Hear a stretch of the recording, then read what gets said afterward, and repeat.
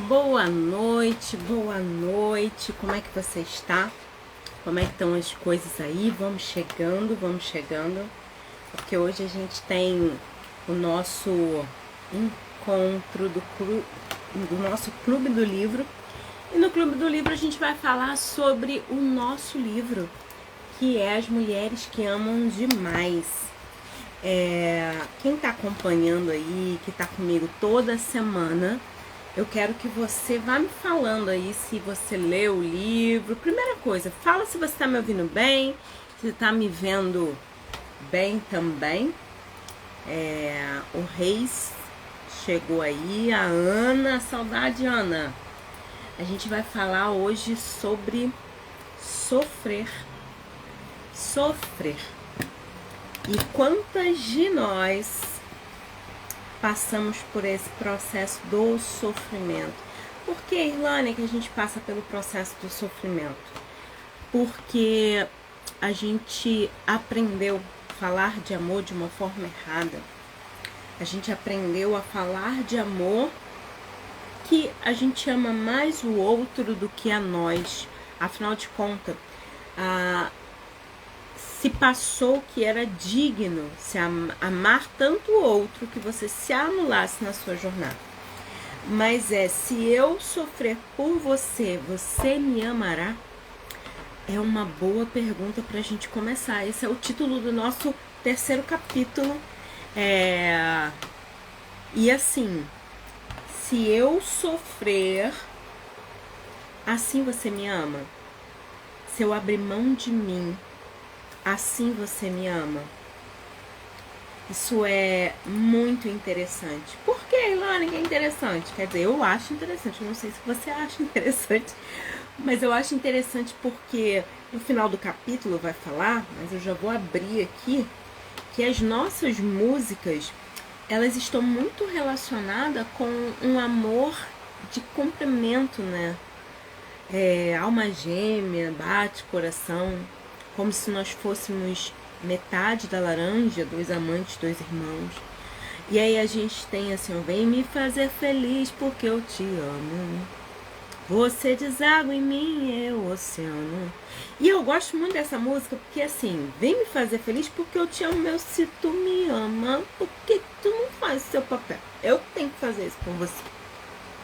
E a gente não questiona. A gente vai escutando as músicas e vai tornando aquela música a música do nosso amor. Primeira música que a gente ouviu. E aí, há um tempo atrás, bastante tempo, eu fiz uma live aqui falando sobre Amélia, que era mulher de verdade. Eu não sei se você que está aqui comigo já viu essa música, já examinou a letra, porque muitas das vezes a gente canta e não sabe nem o que está cantando, a gente está reproduzindo algo. E aí nessa música, Amélia, que era mulher de verdade, ela fala que ela passa fome, que ela passa privação, que ele pode ir embora, trair ela, se ele voltar ela estará aqui para recebê-lo, que juntos eles passam fome e que ela vai trabalhar para dar conta do sujeito. E a Amélia, que era mulher de verdade. Aí eu, assim, entrei de gaiata no navio, vem com essa visão errada do que ser uma mulher. E pode acontecer, tá, meu povo? Pode acontecer, a gente tem uma visão errada, a gente vai tirando as vendas dos nossos olhos, mas até a gente ver as questões, a gente vai no ponto cego mesmo. Eu até falei isso aqui semana passada, que eu tenho a minha terapeuta. Olha, pra que você tem terapeuta? Pra ela me falar o ponto que eu não vejo.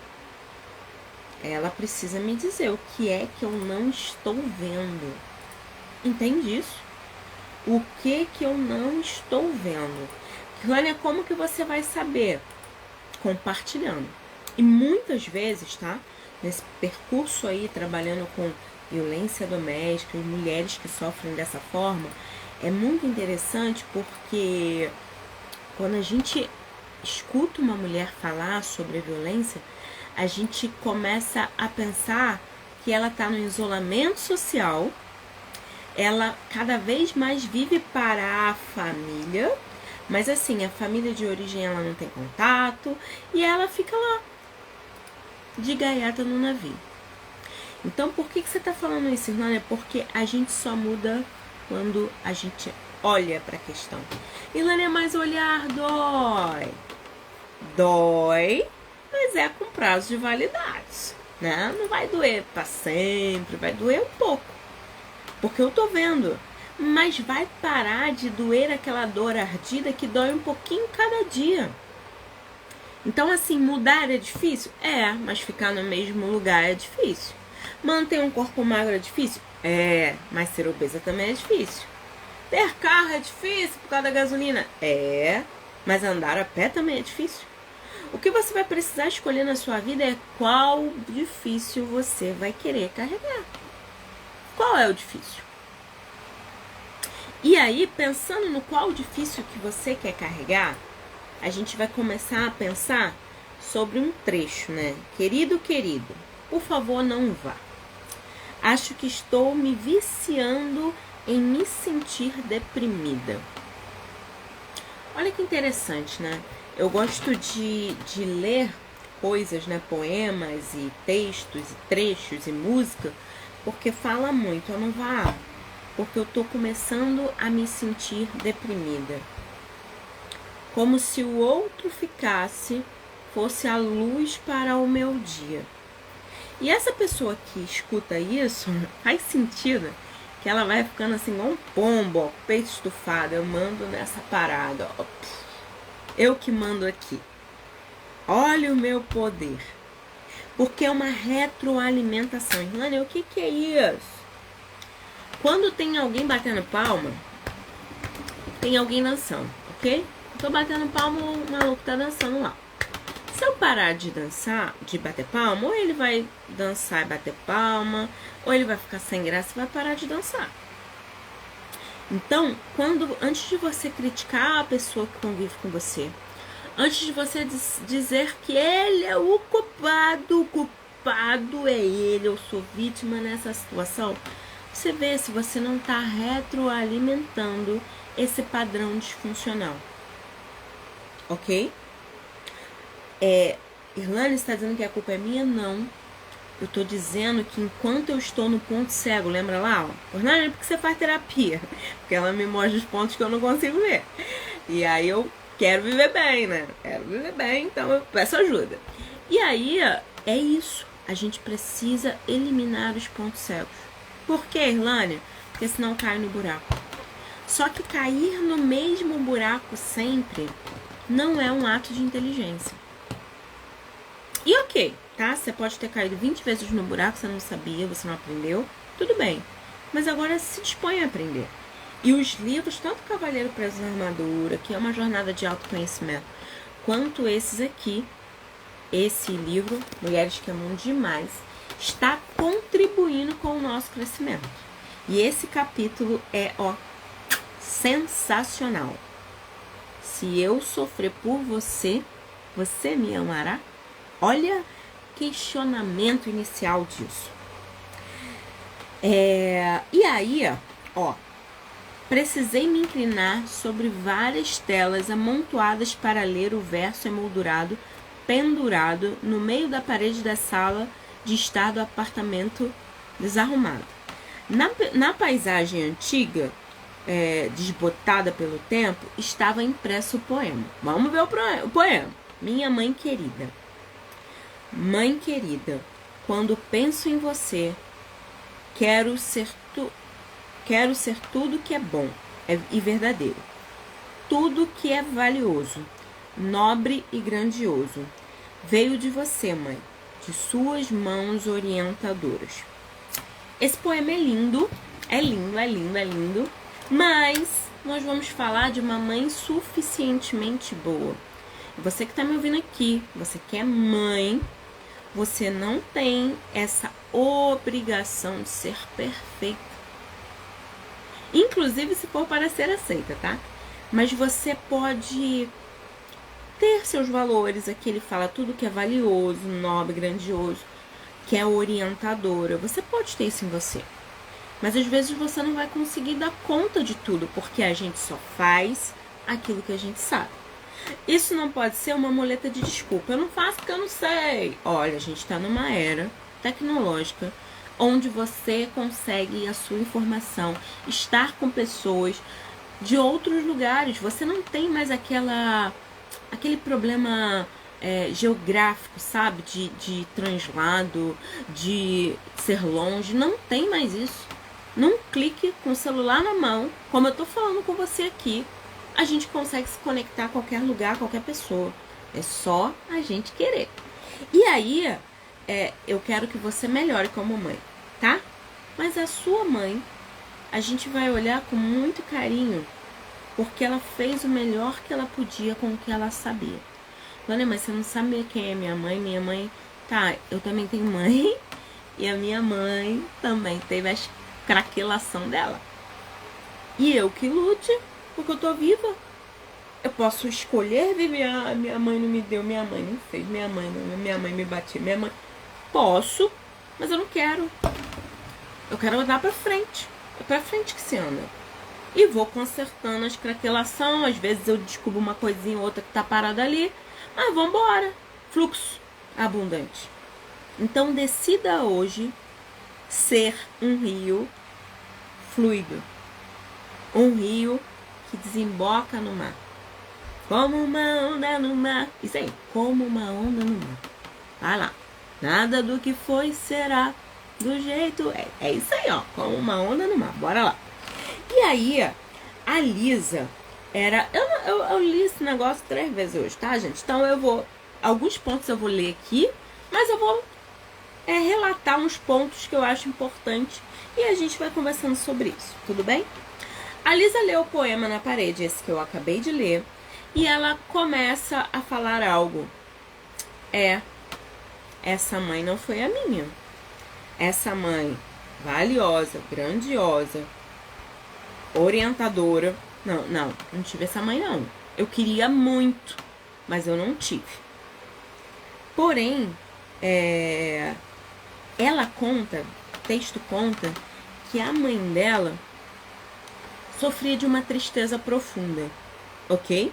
A mãe dela sofria de uma tristeza profunda. E colocou como base nessa tristeza profunda, para sobreviver a isso, ela se entorpecia, adormecia, né? Como, Irlânia? Com álcool. Então a mãe dela vivia no sofá, caída e bêbada, com a garrafa lá. E ela, logo no comecinho, ela já pensa assim, minha mãe sofre com meu pai. Meu pai não é um bom marido. Então eu vou proteger minha mãe. Eu vou cuidar da minha mãe, porque minha mãe não tem condição de se cuidar sozinha. A minha mãe não tem condição de ser mãe. Ela não tem força. E olha, já faço um parênteses aqui para dizer que quando você for cuidar de alguém, qualquer pessoa, não entenda que aquela pessoa é menor que você. Não cuide de ninguém por pena, por dó. Não faça isso. Lana, mas eu faço um trabalho voluntário. Vai lá e faz para aquelas pessoas. Não olha para as pessoas assim, você é menor do que eu, você é mais pobre que eu, você é mais burro que eu. Não faz isso. Por quê? Porque a gente entra num lugar arrogante. Um lugar de que eu sou potente e o outro é frágil. Todo mundo, dentro das suas possibilidades, pode ter a sua força. E talvez as pessoas fiquem viciadas neste lugar. Então toda relação que ela constrói é de bengala. Então assim, não seja bengala de ninguém. Ouse estimular, impulsionar e se impulsionar também, se estimular, ok? E aí ela, palavra coalcoólatra, ela era coalcoólatra, se refere simplesmente a uma pessoa que desenvolveu um padrão doentio de relacionamento com os outros. E isso é o resultado do envolvimento intenso com alguém alcoólatra, ok? Independente do álcool, né, do alcoolismo, Se um dos pais, o cônjuge, um filho ou um amigo, relacionamento costuma causar certos sentimentos e comportamentos de co-alcoólatra. Autoestima baixa, necessidade de ser necessário, forte necessidade de mudar e controlar os outros e disposição para sofrer. Padrão de auto-sacrifício. Eu me dou por você. Entendeu? De fato, todas as características de mulher que amam demais geralmente estão presentes nas filhas e nas esposas dos alcoólatras e outros viciados. Lisa, enquanto sua mãe ainda bebia, Lisa era o produto de uma única gravidez planejada. E por isso a mãe gostava mais dela. E pegou ela para quê? Para ser mãe dela. E talvez você esteja me ouvindo aí, você consiga identificar que na verdade, você fazia o papel de mãe da sua mãe. Faz sentido? Se alguém se identificou, coloca aí. Você era a mãe da sua mãe. Tadinha da minha mãe. Minha mãe não consegue. Minha mãe é doente. Minha mãe é alcoólatra. Minha mãe é deprimida. Eu tô aqui para cuidar dela. Eu atendo um menino de 12 anos que o pai dele falou assim para ele, você vai, tudo que te pedirem, toda vez que te pedirem alguma coisa, você faz com um sorriso no rosto. E aí o problema dele é que agora ele tá com crise de ansiedade porque ele não aguenta mais sorrir porque não tem vontade. Então ele tá nessa neura lá, o que eu faço agora? Eu não quero mais rir e eu tenho que ir rindo assim. Entende? E aí ele fala pra mim assim, eu não posso estudar, eu não posso ir pra um lugar, ficar longe do meu pai, porque meu pai não tem juízo. Meu pai precisa de mim pra cuidar dele. Então assim, presta atenção nisso. Às vezes eu gosto de atender criança e adolescente, porque eles falam mais a verdade do que a gente, adulto, sabe? A gente aprendeu a mentir. É isso, aprendeu a mentir, não fala o que é de verdade. A criança não, a criança ela chega e ela começa a falar. Tem hora que eu falo assim, meu Deus, rápido demais até. E ela fala e a gente consegue fazer alguns ajustes. E num contexto geral, a gente ensina a criança a não construir em si esquemas tão disfuncionais para a vida adulta. Então, a gente ensina a criança a se blindar num ambiente estressor. Por quê, Elânia? Porque não tem o que fazer, gente. Eu não posso abrir a cabeça da mãe do sujeito e ir lá e botar um negócio. Não dá. Quem dera se pudesse. Por quê? Porque ela também tá craquelada. Então, às vezes, um professor, um terapeuta, um vizinho, ele é a relação mais equilibrada que a criança se encontra. Ótimo seria que a nossa casa fosse um ambiente seguro. Vamos lá, boa noite Celeste, boa noite Vanessa, boa noite Cris, boa noite Diva, boa noite Peculina, boa noite Márcia, boa noite Ana, eu já falei, e Reis. Bora lá. E aí, o que acontece nessa situação, né? A gente tem que pensar que a gente não tem obrigação sobre uma relação que a gente não decidiu construir. Entende? Talvez a sua relação que você decidiu construir, você escolheu a dedo, deu errado. Que acontece, tá? Tá errado também. Mas você tava lá escolhendo. Podia estar inconsciente, como diz Freud? Podia. Mas estava lá escolhendo. Agora, a relação dos nossos pais, a gente não tem como mudar, alterar, consertar. Isso não é obrigação nossa. Ok? Lisa fez um movimento com a cabeça e continuou. Nasci quando ela e meu pai ainda estavam apaixonados. Por isso, era a favorita da minha mãe. Embora ela dissesse que nos amava igualmente. E eu sabia que eu era muito especial. Nós sempre passamos o máximo de tempos possíveis juntas. Quando eu era mais nova, acho que minha mãe realmente cuidou de mim. Mas depois de algum tempo, trocamos de papéis. E eu passei a cuidar dela. Ó, preste atenção nisso. Então, assim, porque ela era apaixonada pelo meu pai, ela gostava mais de mim, mas ela dizia que tratava a todo mundo igual. E aí você, querida mulher que tá aqui, a gente não vai consertar nossa mãe, tá? Porque nossa mãe não tá com defeito. Ela é essa pessoa, ponto. Agora, se você avaliar, ou você já ouviu, você trata o meu irmão diferente, questiona isso. Questiona porque pode ser uma verdade. E aí, questiona em você, tá? Em você. E analisa. O que eu faço para um outro? Será que eu tenho uma inclinação mais por um do que por outro? Outro dia aconteceu um episódio interessante aqui, né? Eu tenho 2 sobrinhos e tenho afilhados, né? Mas página 68 do livro físico, do PDF eu não sei, mas eu posso ver pra você, Cris.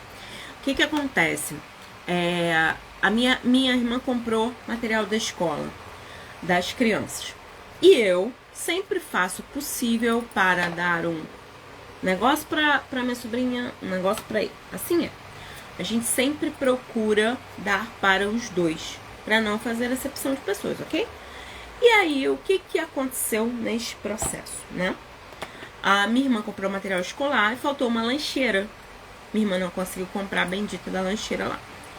Aí eu virei pra ela e falei assim, ó, ele tava com uma mochila dos carros e ela conseguiu achar a lancheira dos carros.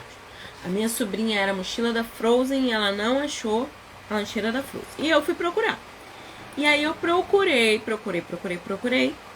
E aí eu achei e levei pra ela. E falei assim, Flor, pra minha irmã, eu chamo ela de Flor, tá? Eu não estou fazendo acepção de pessoas. Entenda a lancheira como um presente para a família. Algo que você vai economizar no seu bolso, que você não encontrou e eu trouxe. Porque geralmente quando eu dou presente para um, eu dou para outro.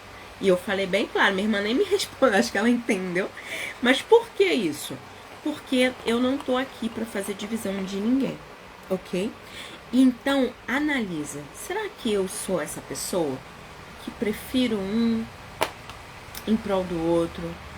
Será que eu tendo a me inclinar mais para um membro dessa família do que para outro?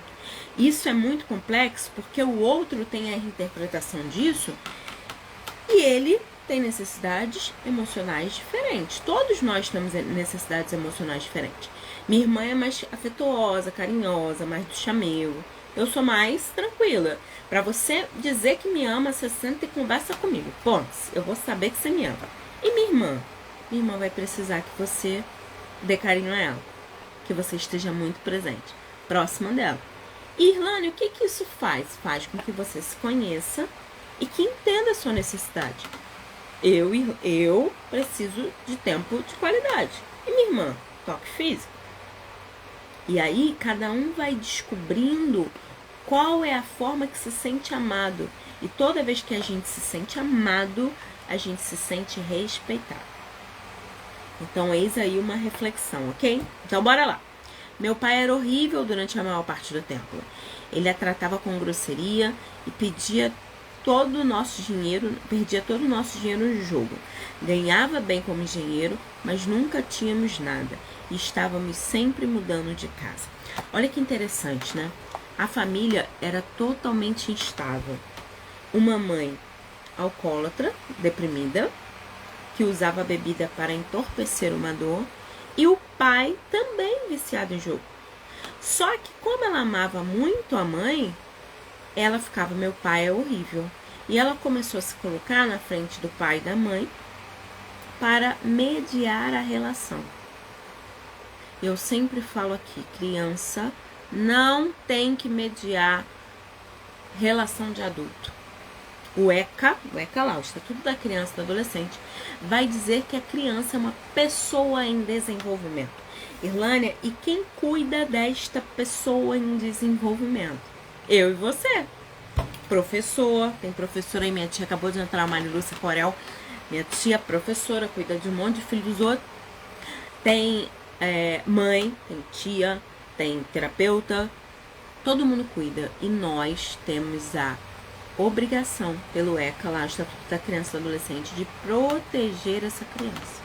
Não dela nos proteger. A gente já é adulto.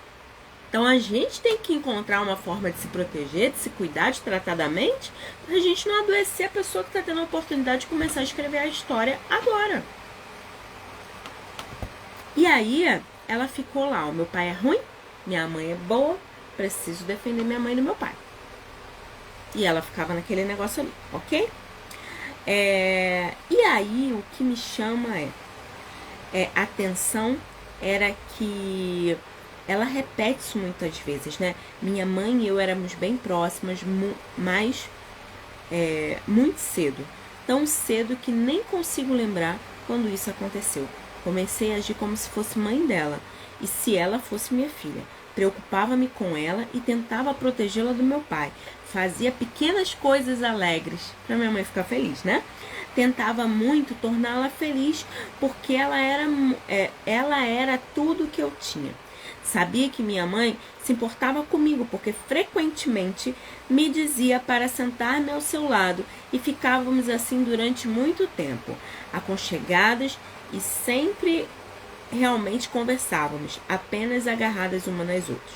Agora, quando olho para trás e vejo que sempre temi por ela, sempre esperei algo horrível acontecesse, algo que só eu conseguiria impedir se fosse cuidadosa o suficiente. Olha isso, né? A gente está falando de uma criança que se coloca numa situação que ela é mãe da mãe e ela tem que proteger minha mãe. Eu tenho medo de perdê-la. Então eu vou fazer tudo, eu vou abrir mão de mim para cuidar da minha mãe, para eu proteger ela. Porque a minha mãe é frágil. Na adolescência, tive várias depressões. Olha só. Um ambiente super invalidante. Um pai grosseiro, viciado em jogo e uma mãe alcoólatra e depressiva. O que acontece com o sujeito? Deprime. Porque tristeza com tristeza, com tristeza, com tristeza, com tristeza, chega a depressão. Depressão não é igual Covid ou gripe que a gente pega. Peguei Covid, peguei gripe. Não é assim. Depressão é uma construção. Uma vida invalidante, uma vida repleta de tristezas, palavras não ditas, posicionamentos não feitos, sims ou não ditos. Aí eu vou construindo a depressão até que o meu corpo não aguenta. Ok? Então preste atenção nisso. O que me assustava mais na depressão era que eu não podia cuidar da minha mãe. Quando eu atendo alguém, né? Eu tenho uma tal doença, né? Eu sempre pergunto, quero saber qual a função da doença. Por que, Elane, a função da doença? Porque a doença é uma comunicação do corpo. A doença não é minha inimiga, a doença não quer me parar, não quer me matar, não. A doença é um pedido de socorro. Meu corpo tá falando assim, ei, alguém, escuta aí, cuida de mim. É isso. É um pedido de socorro do meu corpo dizendo, tem alguma coisa que não tá bem. Por isso que, às vezes, a gente, tô com uma dor de cabeça, toma uma Novalgina. Tô com dor de cabeça, a Neuza, me dá duas. Tem amigas que são assim, me dá duas, já que eu vou tomar duas de uma vez. Aí toma. Só que você não tá ouvindo o que essa doença tá te dizendo. E muitas das vezes a pessoa passa a vida inteira tomando Neosaldina, sei lá mais o que, e aí ela não descobre o que tem. Entende isso? E talvez você tenha, sei lá, um tumor, ou você tenha uma alergia alimentar, que o que você come dispara a enxaqueca, e você nunca pesquisou. Me dá duas Neosaldina, me dá duas. Vou tomar logo duas. Entende? Querendo resolver como se a doença fosse sua inimiga. Não é. A doença é uma comunicação. O que tá falando? O que é isso aí? O que tá acontecendo? A Márcia falou, ótima reflexão, aprendi na infância que a forma de ser vista é adoecer. Olha, é isso mesmo. De vez em quando ainda caio nessa armadilha. Gente, ó, eu vou falar da minha irmã aqui porque ela me autoriza a falar, né? Eu fui fazer uma... Minha irmã é muito carinhosa, muito afetuosa, muito... ela chora com facilidade, né? Até essa coisa. E aí eu fui fazer um treinamento na empresa dela lá, que ela é esteticista, e eu fui atender as meninas de lá. E eu pedi pra ela fazer um exercício. Era um programa de coaching, né? Pra mulheres, que eu fazia na época. E eu tava atendendo a clínica dela com todas as funcionárias. E aí, num dado momento que eu pedi algo pra ela, ela olhou pra mim assim, desesperada. Né? Porque às vezes tem pergunta que a gente não espera. A gente não tá acostumado a ser questionado, né? E ter que dar uma resposta que não precisa ser certa. E aí ela olhou assim pra mim e na hora a lágrima dela assim escorreu. Eu falei, olha só, a sua lágrima eu já conheço desde criança. Se comunica comigo de outra forma? E aí ela parou de chorar. Irlânia, por que você fez isso? Porque naquela situação eu não estava como irmã dela. Eu estava como uma profissional que estava aplicando um treinamento para melhorar uma empresa. E outra coisa, como eu já conhecia e sabia que ela sempre se comunicava através do choro, eu, cortei com a tesourinha, pega a tesourinha e corta. Não quero saber. Você vai ter que se comunicar comigo de outra forma. E muitas pessoas, chorava, alguém vinha e dava Lufital, porque era cólica. Chorava, alguém dava mamadeira que era fome. Chorava, vinha e trocava fralda. E aí a gente fica velha, com 60, 80 anos, chorando para ver se alguém adivinha o que a gente está sentindo. Você já cresceu, você já anda, você fala, você compra, você faz comida, você já pode se comunicar de outra forma. Você não precisa usar o choro como comunicação. Entende isso? E não tem nenhum problema chorar não, tá, gente? Pode chorar, chora, fica à vontade. Mas que essa não seja a sua estratégia infantil de comunicação. Ok? Porque tem coisa que não é chorar, é se posicionar. Tem coisa que não é chorar, é limitar o que é seu, o que é do outro. Falar assim, ó, até aqui você pode ir. Daqui não, que é meu espaço. Não vai meter aqui não. E aí hoje eu tava atendendo uma menina que eu falei assim, ó, quando a gente começa a se posicionar, não é algo agradável, gostosinho, não é não, até porque o outro não entende, porque ele tá acostumado a ele gritar assim, ó, né? E aí quando você começa a se posicionar, vai parecer em você que você tá gritando, que você tá desonrando, que você tá sendo grosseira, que você tá, ok? Mas continua treinando. Continua treinando. E se tiver que pedir desculpa, peça. Não tem problema. Mas não desista de treinar aquilo que você quer viver. Aquele lugar que você quer alcançar. E é estranho mesmo. Eu era uma pessoa que você batia na minha cara e eu pedia desculpa pra você e ficava rindo assim ainda. Ó, desse jeito. Só que lembra da plaquinha? Ó, sob nova direção. Não vou mais chorar não, meu filho. Não vou chorar. Não quero. Mas hoje eu quero, inclusive, eliminar algumas relações. Porque se a pessoa não te respeita, ela não pode fazer parte da sua vida. Ih, é verdade. E ó, chorei um bocadinho assim, ó. Não me respeita não, ó. Ninguém precisa me respeitar. Eu preciso me respeitar e saber a hora de eu me retirar. Então bora lá, né? Vamos conversando, a gente vai trazendo, né?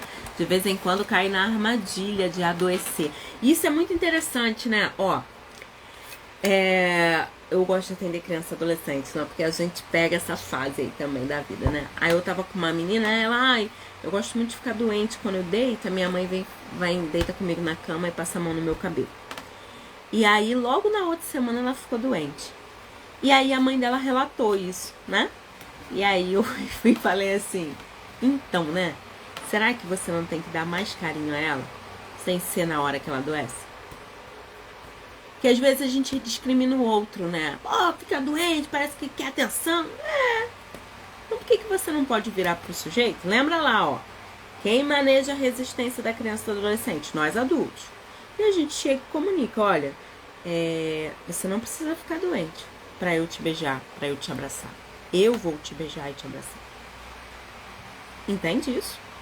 Então, quando criança. E quando adulto? Tem uma coisa que eu ensino, gente, a pessoa...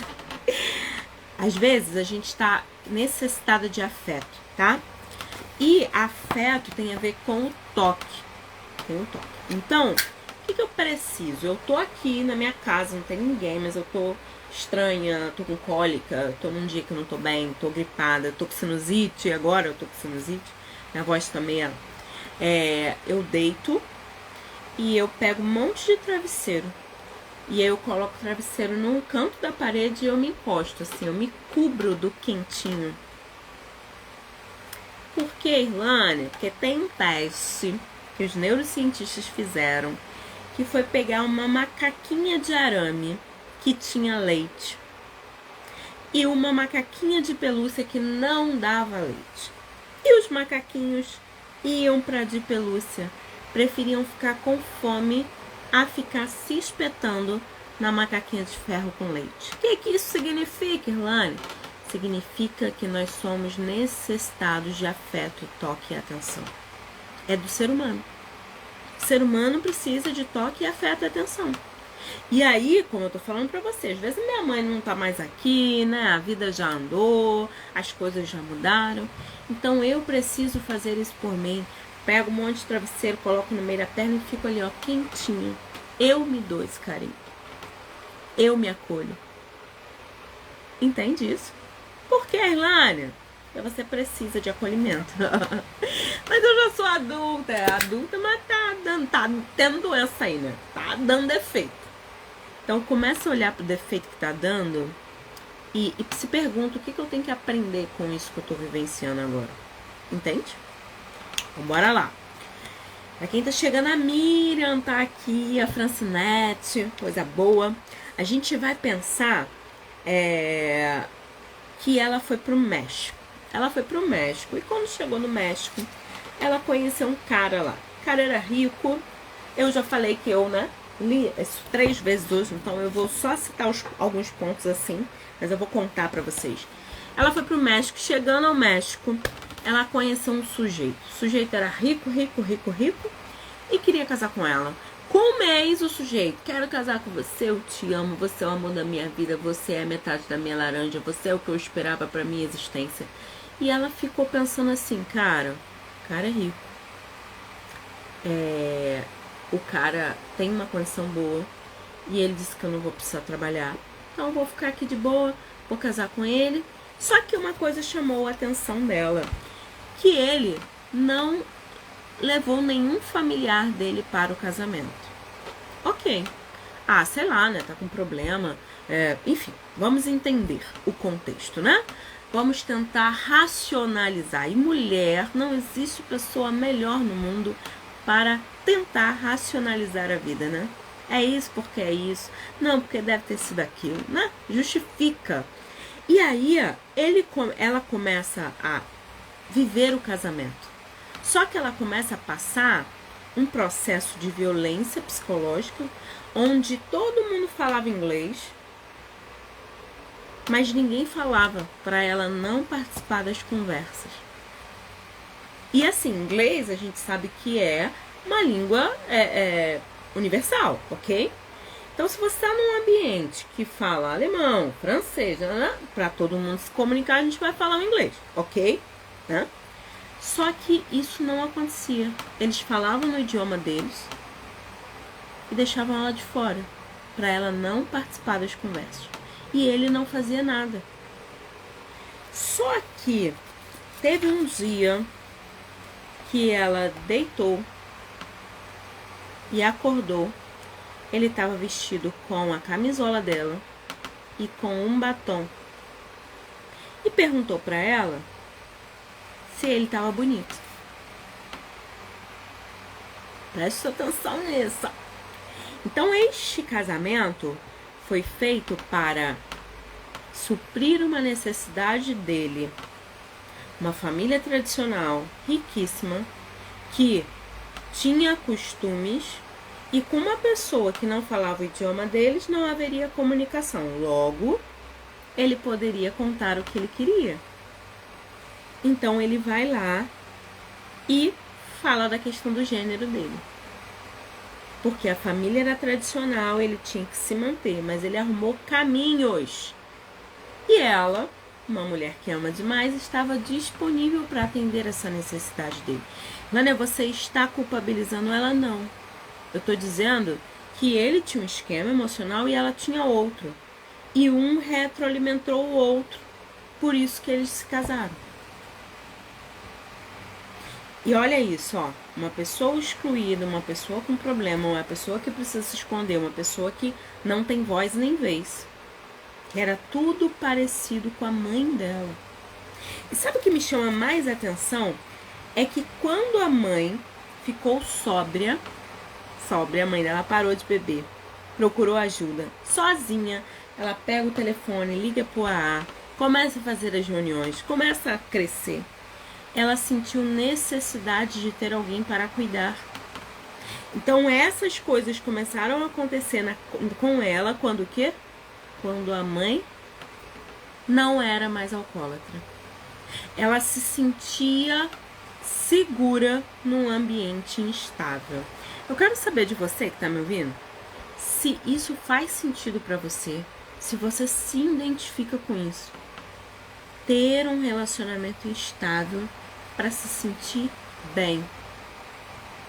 Porque para algumas pessoas, um ambiente invalidante e inseguro é o mais seguro que ela conhece. Por quê, Irlânia? Porque sempre foi assim. Tem aquela fala lá, sempre foi assim. E sempre foi assim.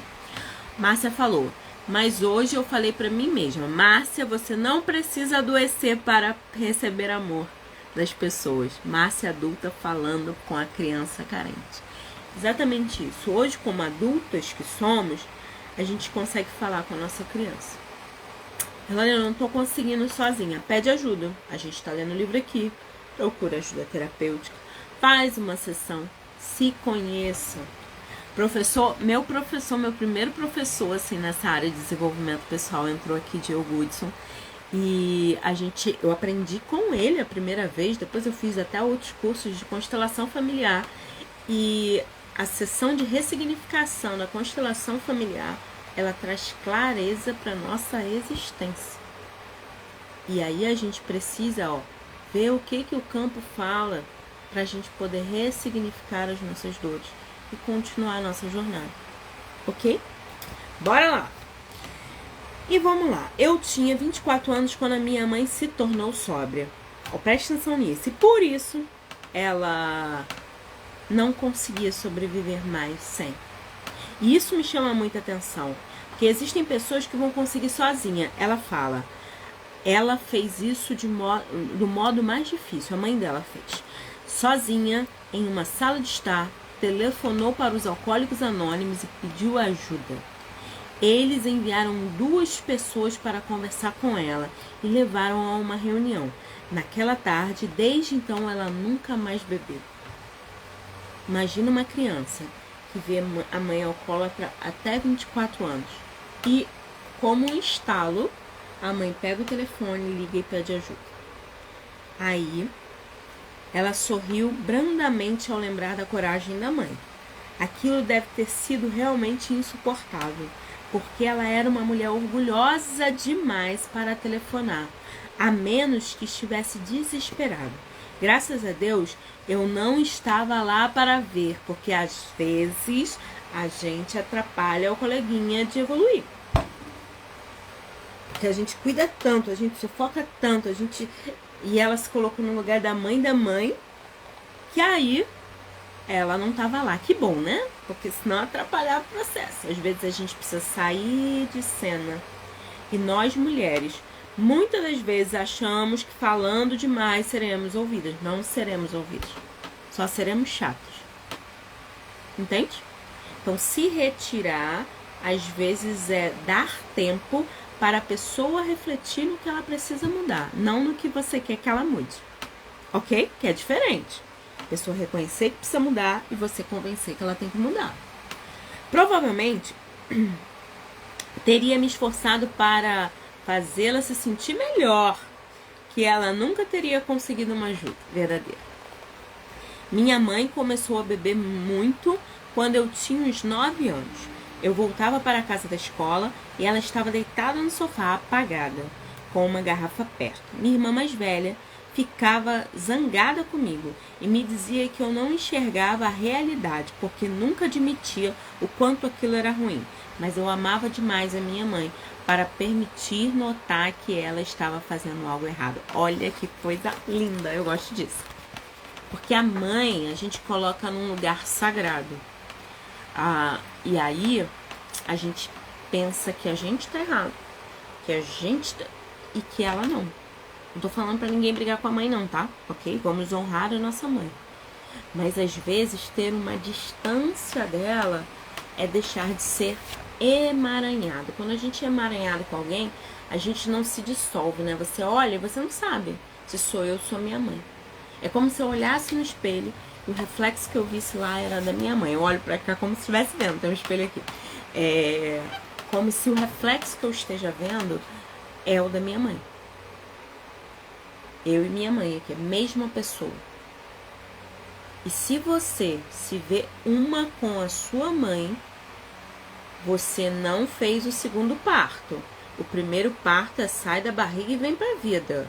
E o terceiro sai da barriga e vem pra fora, né? E o terceiro e o segundo parto sai da mãe e vai pra vida. Ok? Se eu, Irlânia, estiver aqui mamando minha mãe, tem alguma coisa errada. Por que, Irlânia? Porque com 36 anos eu não preciso mais mamar na mãe. Já foi, né? Entende isso? E precisa fazer o corte. E eu conheço pessoas com 80 anos que tacam a mamãe. Entende isso? Uma vez, eu fui num lugar dar um treinamento, aí uma moça me abordou lá. E ela falou assim: ai, eu tô triste porque eu sou sozinha, eu tenho 50 anos, eu não me casei, porque eu sempre cuidei dos meus pais, porque não sei o que, meus pais morreram. E minha família, ninguém quer ficar comigo, ninguém cuida de mim, ninguém não sei o que. Aí eu olhei pra ela e falei: eu posso falar com você? E aí ela falou: pode. Falei: então ponha amor nas minhas palavras. Falei: não é porque você abriu mão da sua vida para cuidar dos seus pais que as pessoas têm a obrigação de abrir mão das suas vidas para cuidar de você.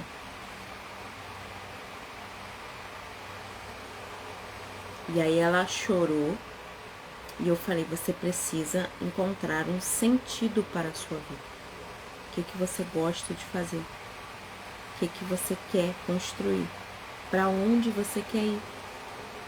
Porque ninguém é obrigado a parar a vida, porque um dia você parou a vida. E ficar reclamando das pessoas, dizendo que ninguém presta. Tem alguma coisa errada. E aí eu coloquei esse ponto para ela. E eu coloco para você também. Não é porque você abriu mão das suas escolhas, do seu sonho, da sua faculdade, sei lá de que mais o que as pessoas têm a obrigação de parar por causa de você. Ninguém é obrigado a nada. E põe amor nas minhas palavras. Ninguém é obrigado a nada, ok? E aí ela fala assim, né? Nada adiantava nessa relação com a mãe. Agora percebo que eu estava lidando com duas forças incrivelmente poderosas. A deteriorização do casamento dos meus pais e o alcoolismo avançado da minha mãe. Ela estava lá mediando, sabe? Um garçom com todas as taças do salão numa única bandeja, ó, tentando segurar, manter aqui, ó, não cai, não cai, não cai. Entende? Será que dá certo? A infelicidade da minha mãe me magoava muito. E eu sabia que ainda havia áreas em que eu poderia melhorar. Meu dever de casa, por exemplo. Eu não estava me saindo bem porque, é claro, estava sob muita pressão. Essa semana, uma colega na supervisão, ela falou isso. Ela disse que observou que quando os pais se separaram, e foi uma separação muito drástica, ela começou a tirar notas baixas na escola. Ela não conseguia tirar nota. Ela sempre foi a primeira aluna da turma, sempre a primeira aluna da turma. E quando aquilo aconteceu da forma que foi, ela começou a retroceder em algo que ela era tão potente. E às vezes a gente vai se perdendo mesmo, num trauma. Ilânia,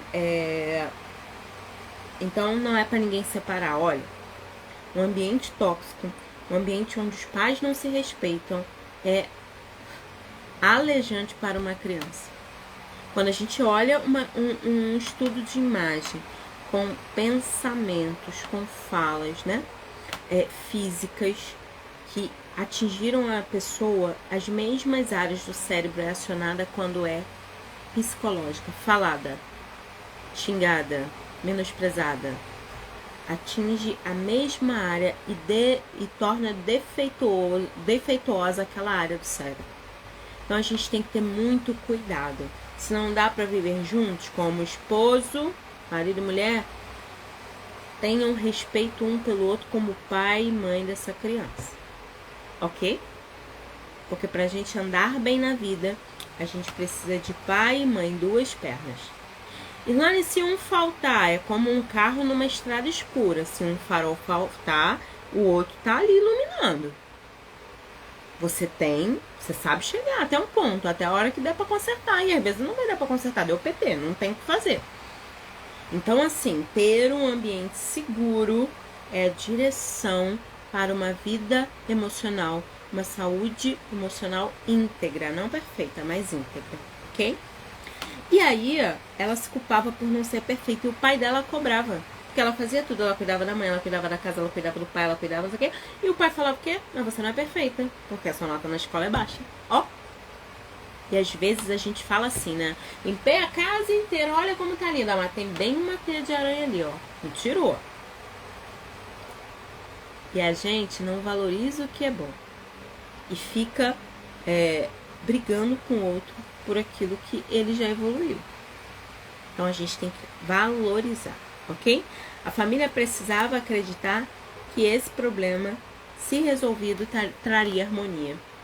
Só que é ela que tem que estar nesse lugar? Não. Só que o lance é, toda vez que eu estou numa relação tóxica, a minha autoestima fica prejudicada. E talvez a sua autoestima tenha sido prejudicada porque você estava numa relação tóxica. Como um pai, uma mãe que bota o filho para lavar a louça e fala, desleixado, tudo que tá na tua mão cai no chão, e aí você fica xingando a criança, não, isso não é pra você não, sabe fazer nada. E a autoestima vai ficando como? O que é autoestima? É aquilo que eu penso de mim, aquilo que eu acredito de mim. E se meu pai e minha mãe, que são com os grandes oráculos da terra, diz que eu não sou boa, não serei boa. Então, a gente precisa começar a fazer esse caminho de não depender do outro dizer aquilo que a gente é. Por que, Ilane? Porque senão a gente vai ficar no caminho, se frustrando, ok? E aí, ela casa com esse sujeito, deu errado, foi embora, não teve jeito. E aí, ela conhece outra pessoa. Só que ele bebia também. Presta atenção nisso, ele bebia também. E aí, como ele bebia, ele reproduzia o ambiente invalidante, tóxico, instável que ela conhecia. E como que ela ficava lá? Confortável. Logo formou um relacionamento profundo com outra pessoa viciada. E aí ele fala que foram 5 relacionamentos assim, recorrentes com pessoas viciadas. As pessoas não sabem usar as palavras. Olha, Cristo, meu coração. Às vezes a gente também não.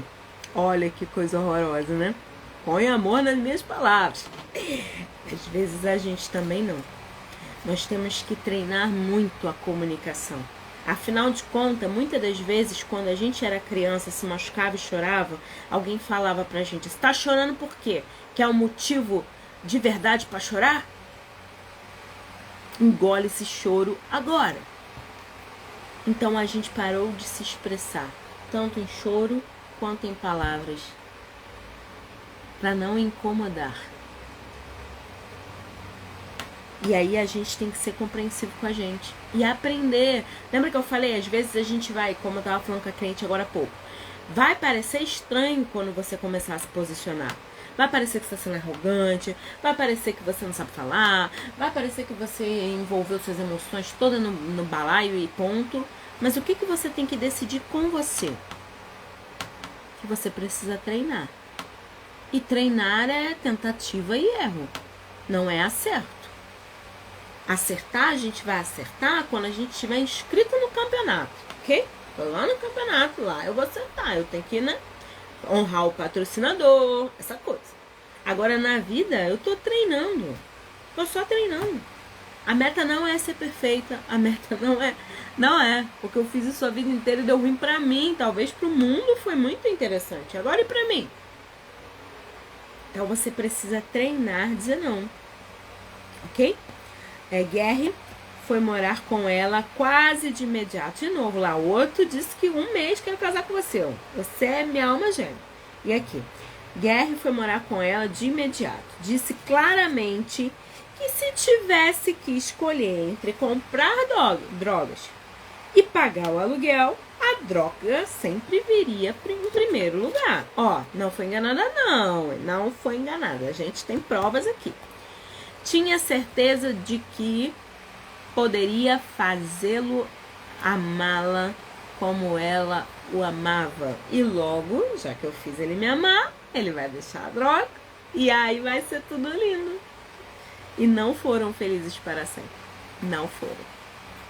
Sentia que não devia culpá-lo ou responsabilizá-lo pelo comportamento atual, já que fora tão prejudicado na infância. E quase se esqueceu do próprio passado doloroso ao se concentrar em remediar o dele. Olha aqui. Lembra lá que eu cuidava da mãe? Mãe alcoólica. A mãe deixou de ser alcoólica, arrumou um homem alcoólico, né? Um homem viciado. E aí foi viver defendendo esse sujeito como se fosse filho dela. E enfiou. Aí ele ficou nervoso, né? Porque ela contrariou, ele não pode contrariar. E aí, quando contrariou, ele enfiou a faca pela casa, pelas paredes da casa, do apartamento. Àquela altura, eu estava ficando doente. Tão doente que realmente pensei, a culpa é minha. Não deveria ter deixado ele zangado. Ainda assumi a culpa por tudo, tentando corrigir o incorrigível. Quem se identifica... Deixa eu beber uma água. Quem se identifica? Às vezes a gente faz isso com a gente. E aí, ela ficava lá. Ela ficava tentando arrumar, ajeitar, consertar. E eu gosto muito de pensar nisso, né? Quando eu falo sua mãe não tem defeito, sua mãe não tá com defeito, não é um botão que a gente vai apertar o parafuso, não é isso. Seu marido não tá com defeito, não é um botão que vai apertar o parafuso. Talvez foi uma relação disfuncional que você construiu com o referencial que você tinha. Pra gente mudar, a gente precisa construir novos referenciais. Você tentar mudar fugindo do que você não quer viver, o gênio da lâmpada vai te atender. Porque ele vai te dar aquilo que você pede. E lembra que reclamar é clamar 2 vezes. Então, às vezes, a gente fica reclamando por algo, reclamando de alguém, reclamando, e sabe aquela coisa, quanto mais eu rezo, mais a assombração me aparece? É isso. Talvez você está reclamando demais, clamando com tanta veemência que a assombração realmente está aparecendo para você. E vamos lá. As reuniões de filhos adultos são para filhos e filhas de alcoólatra que querem se recuperar dos efeitos de convivência com o alcoolismo na infância.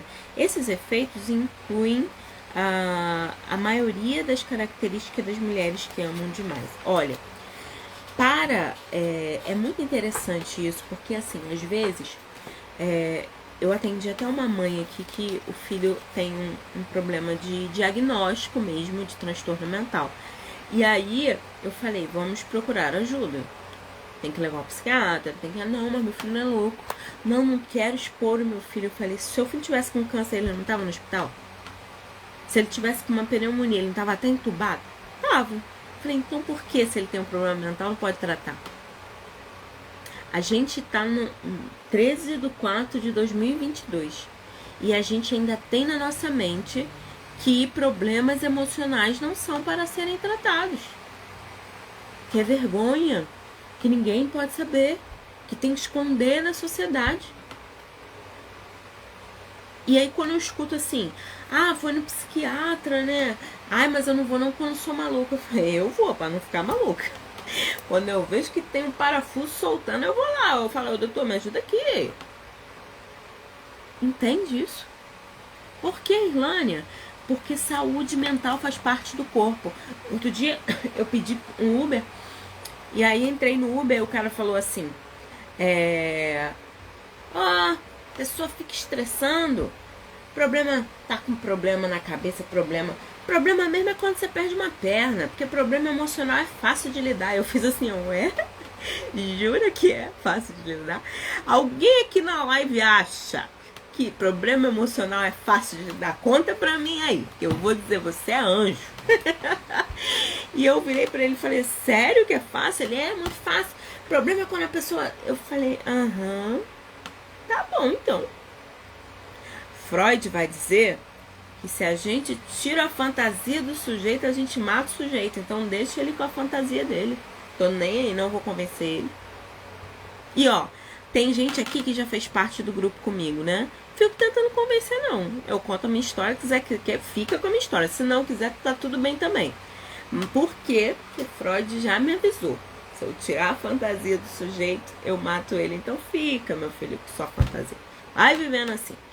Entende? Porque às vezes a pessoa precisa de uma fantasia para viver. Não é nada fácil lidar, é muito desafiador, não é fácil. Não é fácil, é estranho, e é estranho mesmo, porque você não sabe nem dizer aonde é, né? É aqui, não é aqui, aonde é? Eu tô sentindo um negócio, o que você tá sentindo? Não sei, não é assim? Tô estranha de quê? Não sei. Mas aí que a pessoa começa a chorar, porque a pessoa não sabe, ela não sabe. O problema emocional, ela não sabe. O problema psiquiátrico, ela não sabe. E aí, o bipolar, por exemplo. Às vezes o bipolar, ele tem um momento de mania que ele tá em 20 mil por hora. E aí, do nada, em horas, em minutos, ele cai pra depressão. Lá na fossa.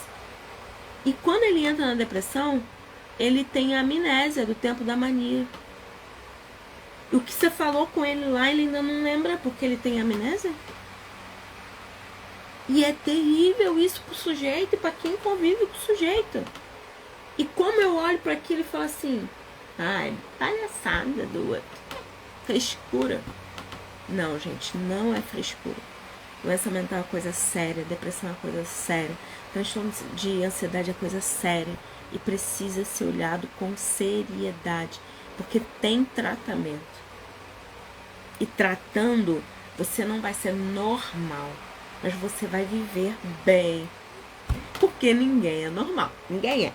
Mas você vai viver bem, sem transtornar o outro e sem ser transtornado pelas vozes que falam com você. Você não sabe nem onde é que ela fala. Entende? Então, necessário, tá? Se o relacionamento que tivesse com os nossos pais foi de base atenciosa, manifestações apropriadas de afeto, interesse e aprovação, na idade adulta tendemos a nos sentir confortáveis com as pessoas que produzem sentimentos de segurança, calor humano e autorrespeito. Além disso, tendemos a evitar que nos fazem sentir menos do que fomos em relação a nós mesmos devido às críticas e às manipulações. Temos aversão a esse tipo de comportamento. Então, se na sua vida você teve um ambiente atencioso, com calor humano e afeto, interesse pelas suas necessidades, aprovação das suas conquistas, Na idade adulta você vai viver com gente assim, ó. Todo mundo vem aqui, os maravilhosos, pessoas compreensivas, pessoas simpáticas, aquelas que riem da vida. Agora, se eu vim de uma craquelação, eu vou tender a viver melhor com os craquelados de plantão. Ok? Como muda isso, Irlane? Se conhecendo. A paz e a quietude da minha vida depois de guerra me deixaram loucas. Fiz tudo o que pude para não telefonar para ele, para começar tudo de novo. Quer dizer, ela separou dele, mas ela queria ficar com ele. Por quê? Porque dava adrenalina e ela sentia falta. Mas pouco a pouco me acostumei com uma vida mais normal. Olha que coisa boa, né? Agora não estou namorando ninguém. Sei que ainda estou muito doente para ter relacionamentos saudáveis com um homem. E eu sairia e encontraria outro Gary. Por isso, pela primeira vez, meus planos é para mim e não para tentar mudar outra pessoa. Olha, ó, adorei essa lista. E é muito interessante. Esse ditado maldito, que dizem por aí, nada é melhor do que um novo amor para esquecer um amor anterior. Isso é mentira. Mentira. Por que, Irlânia? Porque se eu não me curei, eu vou cair no mesmo buraco. E aí ela fala aqui, ó, ainda não. Agora eu tenho que, ó, olhar para mim e parar de tentar mudar outras pessoas. Ela passou a vida inteira cuidando da mãe e mudando a mãe. Ok? E agora? Agora ela precisa aprender algo novo. E como? Treinando. E ela começou a olhar para si. Assim como sua mãe desenvolveram um vício de álcool e não conseguia parar de beber sozinha, Lisa desenvolveu relacionamentos viciantes. Não tem aquele fumante passivo? Que você fala assim, a pessoa... Fumante passivo, né? Fumava junto ali. E é isso, né? Um alcoolismo passivo. Ser co-alcoólatra é isso. Ser codependente é isso. Eu não tô aqui, ó, à toa. Não tá aqui à toa. Porque se minimamente você fosse saudável, no primeiro loucura você tinha metido o pé. Eu lembro de uma cliente que ela falou que quando ela tinha 3 semanas de namoro, ela tava dentro do carro do sujeito, ele começou a socar o volante. Dizendo, porque fulano queria você, porque não sei o que, e ele socava e gritava. Ai, meu Deus, me ama, né? Tá cuidando de mim, socou o volante, olha que lindo. E aí, depois de casada, ela virou um saco de pancada. Inclusive, ela perdeu o filho de tanto apanhar. Então, assim, o que é um soco no volante é um desequilíbrio emocional. E pode piorar com a intimidade. Tem aquele ditado ali, dá dinheiro, mas não dá intimidade? É isso. Não dá intimidade. Com o convívio, com o tempo, com a intimidade, vai ficando mais forte. É como um ladrão que vem aqui e pega, ó. Pega só isso aqui, ó. Ah, ninguém percebeu, eu levei o grampeador. Ah, não, agora eu vou levar o grampeador, a caneta, a agenda, um livro também, porque eu vou ficando confiado. E aí eu vou, ó, pegando tudo dos outros. A gente se vicia em relações abusivas? Sim. E a melhor forma de você tratar isso primeiro é reconhecer. Caramba, eu tô olhando aqui, dos 3, 4, 5 relacionamentos que eu tive, todos foram abusivos. Por quê? Se eu fui a única figurinha que repeti. Faz sentido? Em 5 relações, você foi a única que era mesmo, ok? E por que todas eram abusivas? A gente precisa começar a questionar. Por que eu tô caindo nesse buraco do tatu? A recuperação do vício em relacionamentos envolve obter a ajuda de um grupo de apoio apropriado para romper círculos viciosos, aquilo que se repete, né?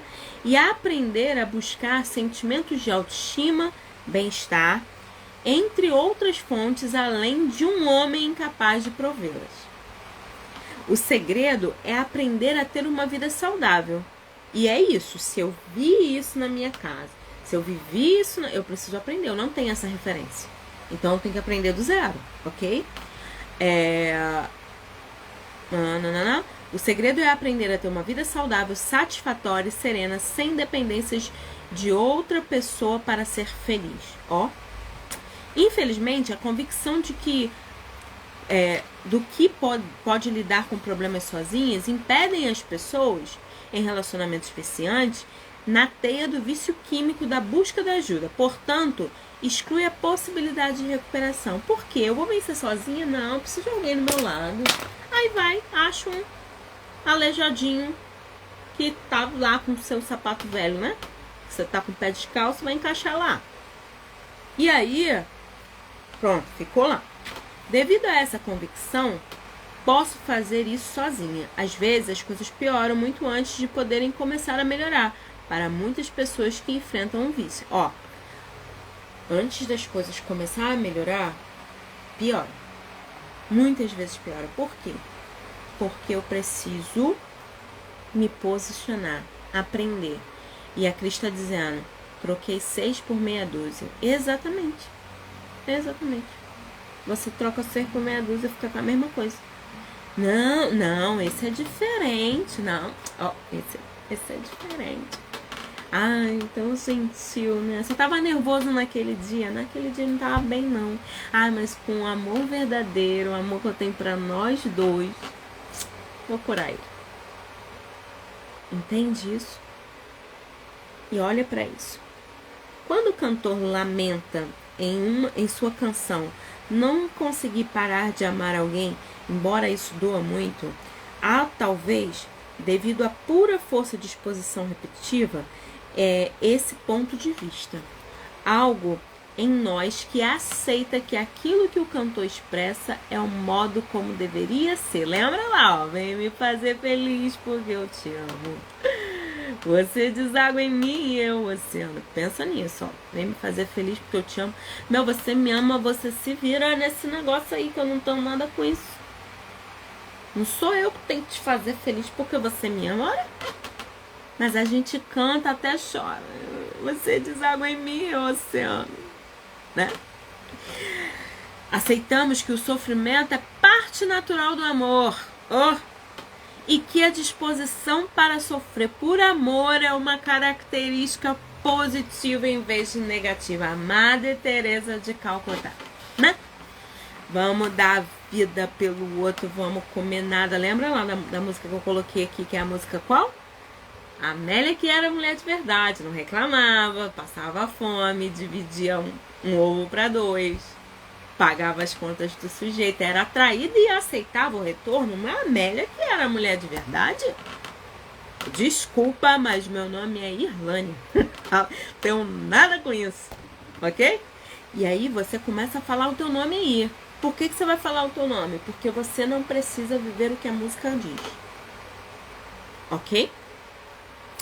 Devido à escassez de exemplo de amor maduro e comunicação saudável na mídia, há anos tenho a fantasia de escrever roteiros de um capítulo de todas as grandes novelas. Em meu episódio, todos os personagens se comunicam uns com os outros de modo honesto, não defensivo e atencioso, sem mentiras, segredos, manipulação. Ninguém disposto a se tornar vítima de outra pessoa e ninguém vitimando. Em vez disso, por um dia, os espectadores veriam pessoas empenhadas em ter relacionamentos saudáveis baseados na genuína comunicação.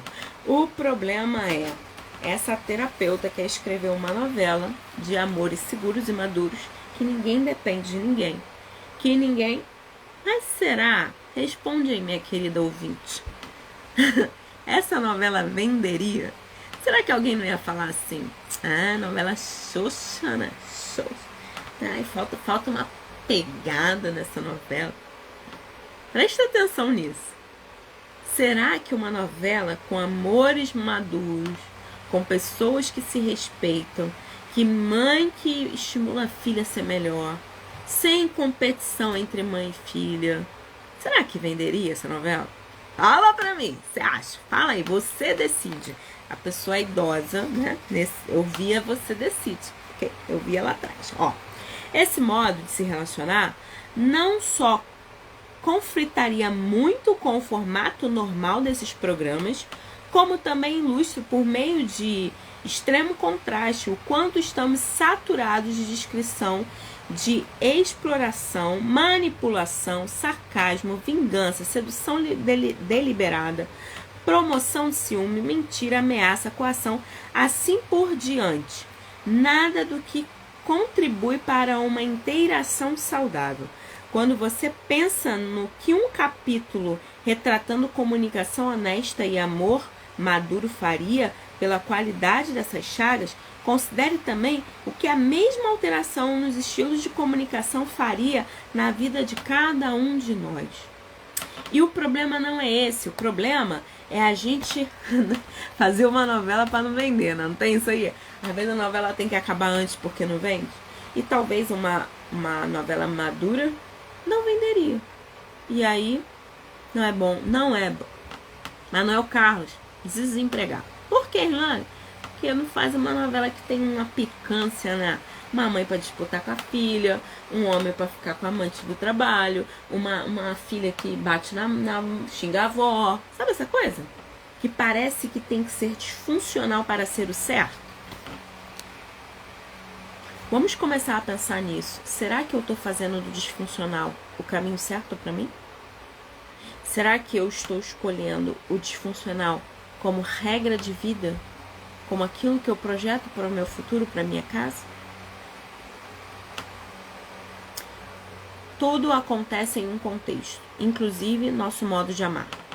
Precisamos estar conscientes das falhas prejudiciais que existem na visão do amor por parte de uma sociedade e resistir à imaturidade superficial e autodestrutiva nos relacionamentos pessoais que elas glamorizam.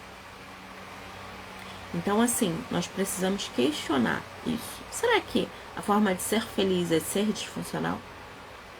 Ser feliz é estar traído? Ser feliz, né? Precisamos desenvolver conscientemente um modo de nos relacionar de forma mais aberta, madura do que a nossa mídia cultural parece endossar. Desta forma, trocaremos tumulto e excitação por intimidade mais profunda. Isso é uma palavra que a gente tem que visitar. Qual palavra, Irlânia? Intimidade. Intimidade. Nós estamos cada vez mais com relações fluidas, com relações instáveis. E me parece que quanto mais instável, mais seguro a gente se sente. E útil. Precisam de mim. Precisam de mim. Porque quando eu chegar lá, quando eu chegar. Só esperando chegar. Uma vez, num treinamento que eu fiz, uma moça estava dizendo que o marido dela, não sei por qual motivo, tá? Não dou diagnóstico sem conhecer o sujeito, não tem nada com isso. Mas ele tinha uma mala de faca. E de noite, ele pegava as filhas e a esposa e ficava lá. Eu vou matar vocês, é hoje que eu vou matar. É hoje que eu vou matar. Não, calma, não sei o quê. Enfim. E ela ia tirando as facas. Aí ele pegava a outra, ela tirava. Aí pegava a outra, ela tirava. E pegava a outra, ela tirava. Até que por fim, uma filha dela ficou gaga. Uma filha mais a do meio, com depressão profunda. E a mais velha não queria saber de homem. Não quero saber de homem. Não quero saber de homem, não quero saber de homem, não presta. Enfim, a referência que ela tinha. E eu perguntei pra ela, por que você ainda fica nesse lugar? Toda noite aquela adrenalina, eu vou matar. E as crianças ali, no meio daquela história. Não, mas minhas filhas estão bem, eu também não. Uma tá gaga, a outra tá com depressão, a outra não quer saber de homem. Não tá nada bem. Não tá bem. E a gente precisa questionar o que está sendo dito, o que está sendo... Porque eu consigo acalmar não consegue acalmar. Não consegue. E na hora que a pessoa surta mesmo, ele tá só ameaçando, não sei. Eu não sou a pessoa que fico esperando pra ver qual é, não. Por quê, Irlanda? É porque eu já vi muita coisa. Trabalhei em um hospital 10 anos, eu vi muita coisa. Então, quem tem que cuidar da sua vida é você. Quem tem que se proteger é você. Se você tem identificado aqui que a sua questão é emocional, que você é uma mulher que ama demais, que vive relacionamentos tóxicos e abusivos, continua lendo seu livro. Talvez ele te ajude a sair disso. Mas se não te ajudar, procure ajuda profissional. Peça ajuda, eu preciso de ajuda, eu preciso ter esse investimento em mim. Pra quê, Irlânia? Pra mudar. Pra mudar o padrão e começar a vida de forma diferente. Com leveza. Vamos lá, a Márcia colocou: a terapia tem me ajudado muito, mas antes dela quem me salvou foi a educação, ó. Sensacional. Poucos, raros professores me ajudaram a ter um olhar mais crítico sobre o mundo. Exatamente isso. Ó, falando nisso, é muito interessante, tá? Eu atendo um moço que ele é muito inteligente, ele é gestor de centenas de pessoas. Então ele lê muito e ele treina pessoas e tal. E aí ele tem uma mini equipe na casa dele, que são 3 filhos, né? E aí ele tava trazendo as questões com os filhos e eu indiquei alguns livros, né? Trabalhei com ele disciplina positiva, educação emocional, felicidade autêntica. Eu trabalhei alguns livros com ele, né? Porque eu sempre trabalho, eu gosto de trabalhar. E aí ele já tinha lido todos. Só que ele leu para a equipe da empresa dele. Eu falei, então agora vamos pegar um saber que vocês já sabem e vamos aplicar para a sua mini equipe. Porque 300 funcionários você tá dando conta, agora 3 você tá perdido, né? Então vamos lá que eu vou te ajudar. E aí a gente começou a trabalhar. A questão de pegar um conceito que eu treino, que eu aprendo, que eu leio para a empresa que eu trabalho, pegando esse conceito e aplicando na minha vida. Faz sentido? Eu quero que você comece a aplicar tudo na vida. Porque eu escuto tanto assim, ó, em igreja, em lugares que eu vou treinar, em várias coisas que eu trabalho, a pessoa fica assim, meu Deus, era fulano que precisava de terapia. Caramba, isso aí fulano, sei lá quem precisava. Eu falei, não, é você que tá aqui. Entende? Porque às vezes a gente já... é pra sei lá quem, a gente já vai dando o endereço certo, né? Vai dando o endereço. Esse aqui é pra fulano, esse aqui é pra ciclano, esse é pra minha irmã, esse é pra minha tia, esse é pra minha avó. E pra você? Se é você que tá ali lendo algo, e a gente leu na semana passada lá, ó. Ela achava que era ela psicanalista do sujeito, lá no capítulo 2. Você que não viu a live da semana passada, abre e veja. Por que, Irlânia? Ó. Vamos lá. Então, começamos a conversar sobre o motivo e parecia que ele estava com medo de se aproximar de mim. E eu queria ajudá-lo a superar isso. Randy ficava dizendo que não sabia o que queria da vida. E eu tentava ajudá-lo a descobrir quais eram os problemas dele. Às vezes, Gil assumia o papel de psicanalista de Randy. Não seja psicanalista do outro, gente. Ó, meu marido fala assim pra mim: você tá me analisando? Não, você não tá me pagando. E é isso, ó. Tô nem aí. Eu falo, ó, você tá precisando de terapia, hein? Já ligou pro seu terapeuta? Já ligou pra ele? Tem que ligar, tem que marcar uma sessão extra. Tá ruim o negócio. E eu não vou consertar você, não tenho nada com isso. Da mesma forma que eu já falei que a sogra que vira pra menina e fala assim, mas olha meu filho do jeito que tá, você não dá um jeito no meu filho? Mas eu respondo. Minha senhora, a senhora que pariu essa criança. A senhora não educou, a senhora tá achando que eu vou educar esse sujeito? Não, cada um com seu filho. Entende? Então, assim, o que eu preciso de mim nessa relação? Impor os meus limites e o que é respeito pra mim. Ponto. E o outro? O outro precisa procurar ajuda em algum lugar para resolver esse negócio. Ou meditando, ou lendo um livro. E aí, ó, é interessante isso, né? Porque às vezes a gente indica. Eu já indiquei vários livros pro meu esposo e ele não lê. Alguns ele lê, outros não. Mas teve uma vez que eu indiquei um livro pra ele, O Monge Executivo. Até indiquei pra uma adolescente essa semana. Ela é bem líder, assim, eu indiquei esse livro pra ela. E aí, eu falei, ei, tá gostando do livro? Tô, maravilhoso o livro. Eu falei, então tá bom. Não é muito de comentar detalhes, tá? E aí, ai, amiga, saudade também, a Josi Galvão. Beijo. E aí, ele falou pra mim que tava lendo o livro. Aí, quando eu fui limpar a casa, o livro tava debaixo do sofá. Falei, infeliz, feliz, né? Infeliz. Aí, eu fui, limpei a casa e deixei o livro lá. 3 meses depois. Fui limpando e deixando, limpando. Falei, o livro é muito bom. Falei, mentira. Tá aqui debaixo do sofá. Há 3 meses eu limpo e deixo, limpo e deixo. Então, assim, o que eu tô dizendo isso? Que o outro não é obrigado a nada. Ninguém é obrigado a nada. Só que aí eu conversei, né? A verdade a gente tem que falar. Porque quem mente sobre um livro, mente sobre outras coisas. Então, logo, não aceite mentirinha, mentirão, mentirazinha. Não aceita. Por que, Irlânia? Porque mentira é triangulação. Eu, você e algo no meio. A mentira tá aqui, ó. A triangulação pode acontecer com o filho no meio. Eu, você e o filho. Pode acontecer eu, você e minha mãe ou sua mãe. Eu, você e sua família. Eu, você e a mentira. Eu, você e o celular. Triangulação. Tudo é triangulação. Dividido. E como deixou Jesus, o reino dividido não prospera. Então vamos fechar o que divide e avalia se dá para caminhar junto. E essa é a jornada, que não é perfeita, é melhor 1% todos os dias. Gente linda do meu coração, boa noite, obrigada aí, deixa eu ver quem tá aqui comigo. A Vanessa, a Pamela, a Josi, a Ana.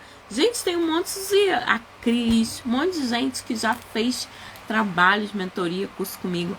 Márcia fez parte do estágio lá de violência doméstica, maravilhosa. Canta muito. Ai, meu Deus, um dia eu vou abrir que você cantar comigo. E é isso, gente. Beijo no coração de vocês. Obrigado. Assista. Volto a dizer, você pode ficar com o que eu contei pra você, mas visite o livro e faça o exercício de saber, será que eu tô parada aqui? Será que eu sou viciada na relação? Não se fecha para essa realidade. Se abre para o novo. Talvez o novo que você tá com medo é o paraíso que você deseja viver. Ok? O novo que você tá com medo pode ser o paraíso que você deseja viver. Então, viva no paraíso. E se não for tão paraíso assim, escreva outra história e continue a nadar. Igual Procurando Nemo, continue a nadar. A pessoa tá com sinusite tossindo, gente, mas eu tô aqui com vocês. Beijo. Josi fez parte da mentoria, coisa linda. Amei. Lá para a semana que vem é o capítulo 4, a necessidade de ser necessária, ok? A necessidade de ser necessária. Então é isso, meninas. Beijo no coração. Deus abençoe. E até semana que vem. Até todo dia. E todo dia tem live. Todo dia tem... Enfim. Beijo, tá? Tchau, tchau.